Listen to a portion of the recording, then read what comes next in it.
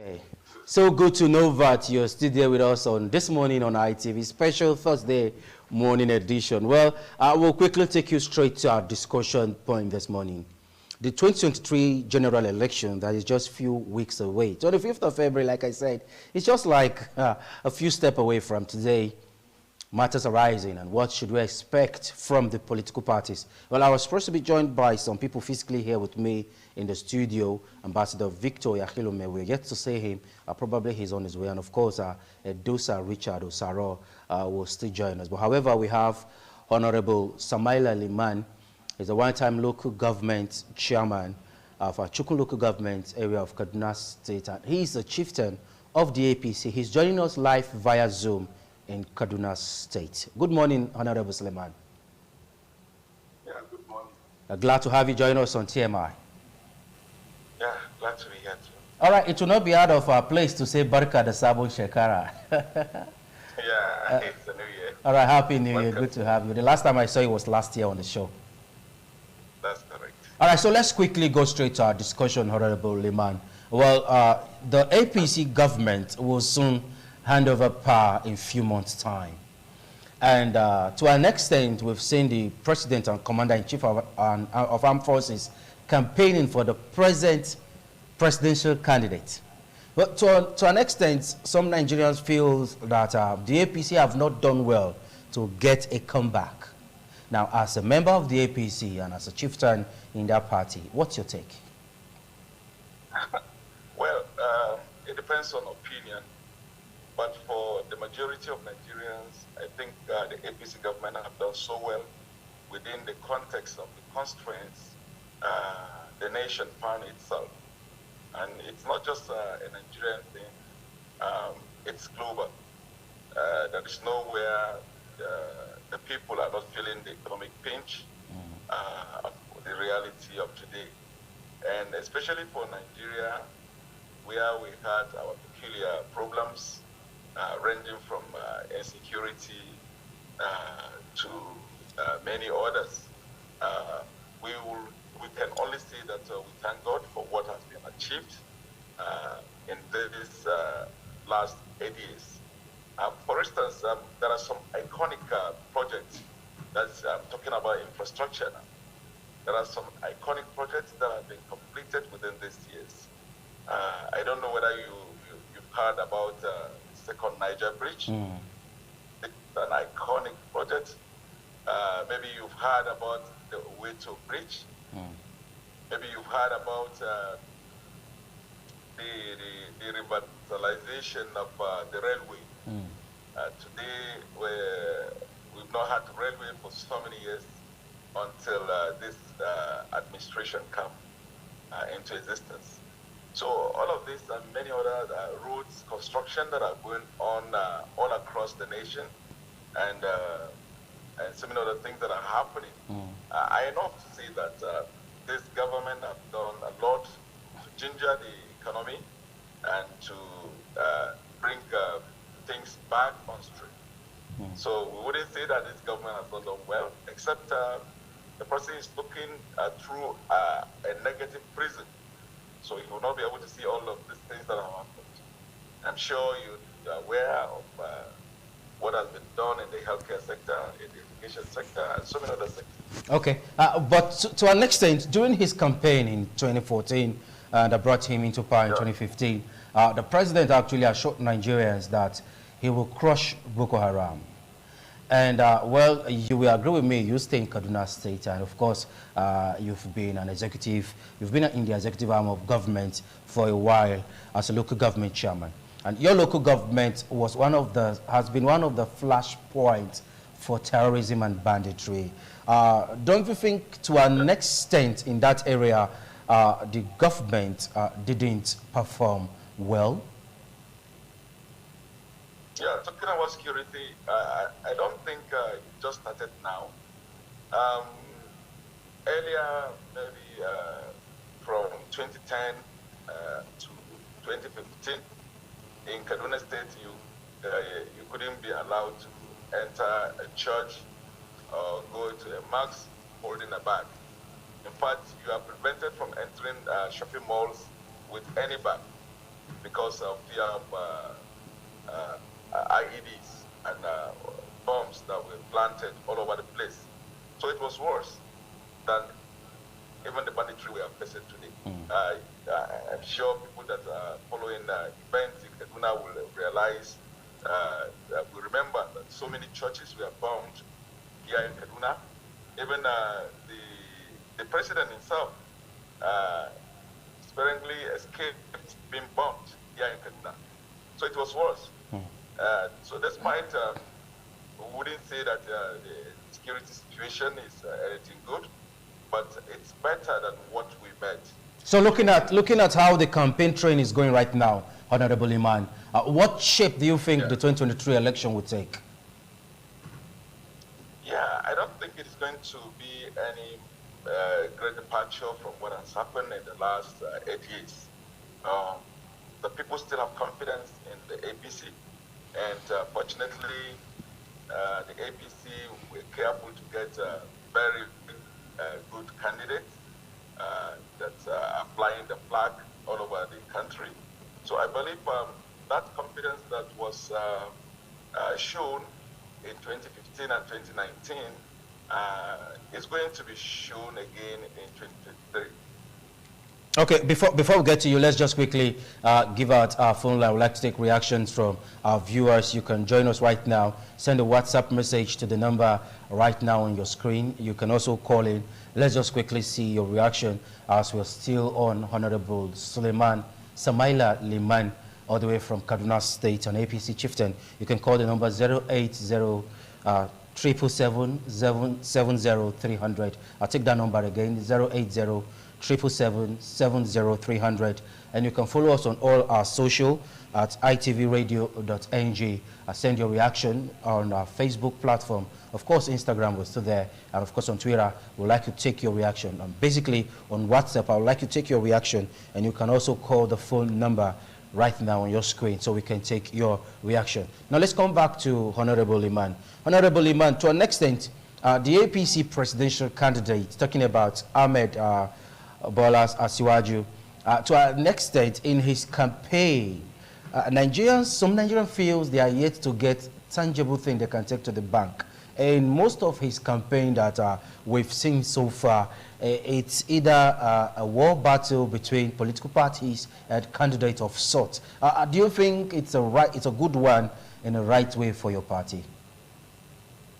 Yeah, I wouldn't know exactly what you mean that there is not any substance to the campaign because the documents are all there. The contract that we're expecting Nigerians to enter with the APC is all out there. So I expect that beyond the hullabaloo of the media and all the fireworks, that the people can have substance in the documents that have been provided out there, which is carrying all the programs and policies that of the next administration. So with that, people should be able to know the direction that the APC government will take from day one of if elected. Okay, now let's now quickly look at the candidacy of Rabiu Musa Kwankwaso. This man is a force to be reckoned with in Nigerian politics, mostly in the north. You won't take it away from him. He's a very stronghold in Kano, another part of the north. And of course, we have the likes of Atiku Abubakar, who is a major key player in Adamawa Yola, where he hails from. And of course, to an extent in the northeast zone, this man to an extent have serious followers. Now, let's now look at your candidate, Asiwaju Ahmed Tinubu, who is from the southwest, though he's the political party flag bearer. And well, we will not dispute the fact that APC have a very strong hold in the north. Do you think northerners would trust the APC candidate enough to give him their vote, considering these other two candidates that are from the north and they are from the core north?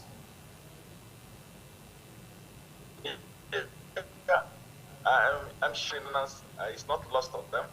The role that Asiwaju has played in the past, even to bring this democracy we are enjoying today. right from the military era. He has been in trenches to ensure that democracy is, Nigeria is returned to democratic governance. And you will also remember that Ashwaju is known in the north as a lover of northerners. You will recall that around 2006, he was the one that provided platform for the present PDP candidate, Atiku Abubakar, to contest election when he was pushed away by the PDP. You also recall that Ashwaju was also part of the group that provided platform for another northerner, the former EFCC chairman, to also contest election under the platform of ACN. And subsequently, we know the role Ashwaju and the Southwest played in making the presidency of Muhammadu Buhari a success. That's in 2014, 2015. And he has continued to be a loyal party man since the formation of the APC. And nobody can take away that from him. So is there kind of compensation now for the role he has played so far? The APC, are you not trying to do a kind of compensation for him? Is that what you're saying, Honorable Iman? Are you there? Honorable Iman, are you there? Okay, we are having a hitch of... yeah. All right. It's not really a compensation. Okay. No, I can hear you. Go ahead. I can hear you. So I don't think it's kind of a payback. It's not a payback. But it goes to tell you that the man has spread his tentacles all across Nigeria. So he's not just a sectional leader. He's one that has got friends across party lines, across religious lines, across regional lines. And there's nowhere you can go and Ashwaju is not a household name. So he's just like the Abiola of today. Abiola had friends all across the country. And you knew how he won the election that was annulled by the military. So I still find that Ashwaju will be that kind of a leader that will be acceptable to Nigerians, whatever the divide you fall in. Okay. All right, now let's now quickly look at it from this perspective as we begin to wrap up now on the show. Don't you think it's going to be a case of Yaradua and Goodluck Jonathan? We saw how Goodluck Jonathan became the president when the tenure of Yaradua was cut short due to his ill health. Now, to an extent, some people feel that Tinubu's health is not really in shape to an extent, because from the wake of the campaign, we saw how he was traveling out of the country just to make sure he's fit for the campaigns, though he's back and fully in top gear as far as the election is concerned. But don't you think that to an extent the northern leaders or the northern governors backing him for the presidency, don't you think they have an agenda? Honorable Iman.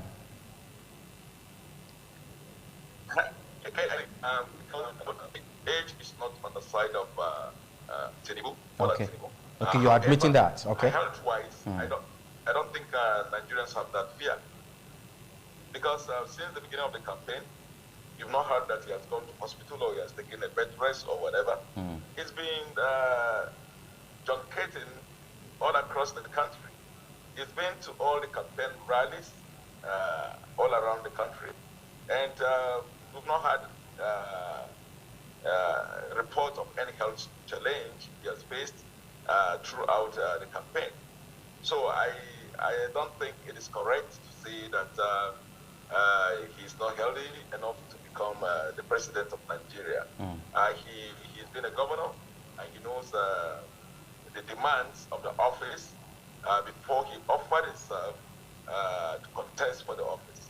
So I believe he's strong enough to govern for the period he's going to be the president of Nigeria. Okay, now quickly before I let you go, Honorable Iman, Kaduna State was in the front line of most of the major Nigerian newspaper when it comes to news emanating from that place. Well, the Kaduna-Abuja Expressway, I think to an extent, that place is okay now for both tourists and travelers to fly that road. But how safe is Kaduna State?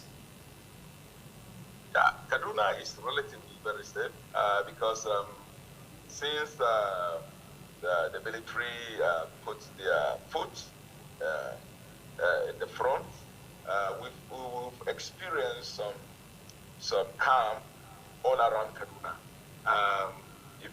Even from the news, though sometimes the news doesn't even reflect the reality on the ground, we in Kaduna sometimes wonder how people react to news from Kaduna. But I can assure you that Kaduna is safer than ever, and the military are doing a lot in the forest.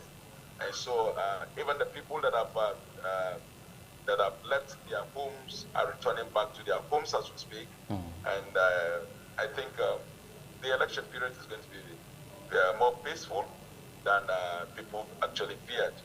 Okay. So within Kaduna, I think it's good. Just like you said, the Kaduna-Abuja route is safer. Compared to what we used to have in the past. Yes. I've been to Abuja within this new year about 3 times. And I drove myself, and I have not seen any incident or heard of any untoward happening along that route. So it is around and within Kaduna. Okay, looking at the railway system we have, what is the state government or the federal government, as it were, putting in place to ensure we have a safer railway system? Because to an extent, Kaduna State is one of the states that have a good railway connection. At least I was born and brought up in that axis. I remember how we enjoyed traveling from Kao to Zaria on rail. I don't know if that has been put in place. Well, that of Kaduna to Zaria is not yet in place, but work is on top tier. But I can assure that Kaduna-Abuja Road Railway, is back, and people are enjoying their trip. And like you know, since the last incident where the rail track was bumped, there are measures that have been taken, including biometrics of passengers that are coming into the train. And I think the security measures that have been taken so far will go a long way to see that such an incident doesn't happen again.